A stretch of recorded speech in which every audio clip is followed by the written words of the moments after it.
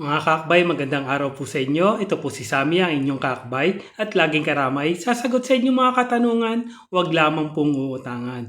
Mga kakbay, Happy New Year po sa inyong lahat. Naway maging maganda ang pasok ng bagong taon sa ating lahat. Mga kakbay, nais niyo po bang makapagtrabaho sa ibang bansa? Marami pong job vacancies ngayong 2025.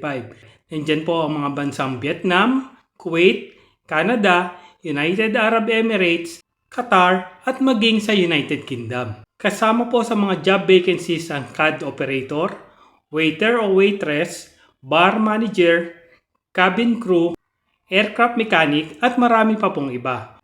Wala po itong processing fees at placement fees kaya sigurado po kayong ito ay legit at kung sakali pong kayo ay mag-qualified ay makakapunta kayo sa mga bansang nais ninyong mapasukan nang walang kailangang gastusin.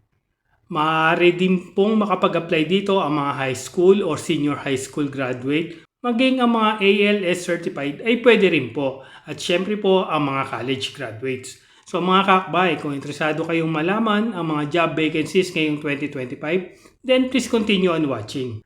At kung bago naman po kayo sa aming channel, ay huwag pong kalimutang mag-subscribe and hit the notification bell para lagi po kayong updated once we upload a video like this. At pakishare na rin po sa inyong mga kapamilya, kaibigan, at mga kakilala na nais makapagtrabaho sa ibang bansa. So ayan mga kakbay, ang ilan sa mga job vacancies ngayong 2025. At para sa iba pang job vacancies, please visit IPAMS, isang multi-awarded agency at 100% no fees charging company.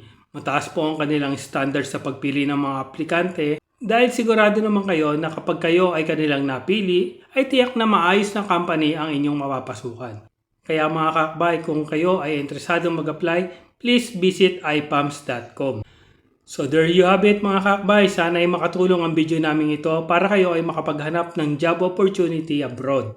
Thank you for watching and please don't forget to subscribe to our channel, hit the notification bell at pakishare na rin po para mas maraming makaalam tungkol dito. Keep safe, God bless and we'll see you in our next video.